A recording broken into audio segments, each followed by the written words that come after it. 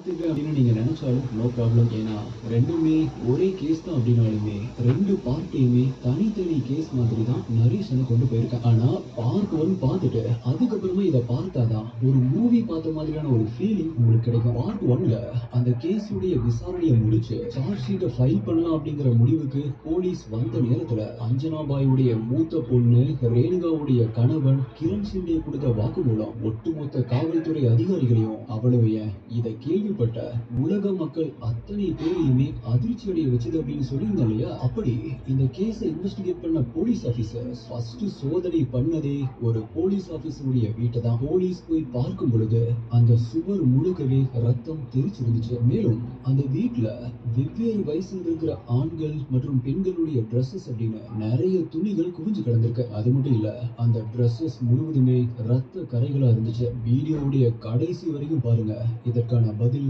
உங்களுக்கு ஷாக்கா இருக்கும். இந்த வீடியோ முடியும் பொழுது உங்களுடைய ரத்தத்தை சூடாக்குற, உங்க மனசுல ஒரு ரணமா பதிவாகக்கூடிய ஒரு கேஸை தான் இன்னைக்கு வீடியோல தொடர்ந்து நம்ம டீகோட் பண்ண போறோம். அதுக்கு முன்னாடி அகைன் நான் இந்த டிஸ்க்ளைமரை திரும்பவும் சொல்றேன். பிரெக்னெண்டா இருக்கிற சகோதரிகள் இந்த வீடியோவை மட்டும் பார்க்க வேண்டாம். நீங்க பார்த்துட்டு இருக்கிறது சரவணன் டீகோட்ஸ். நான் உங்கள் சரவணன். வாங்க இன்னைக்கு வீடியோக்குள்ள போலாம்.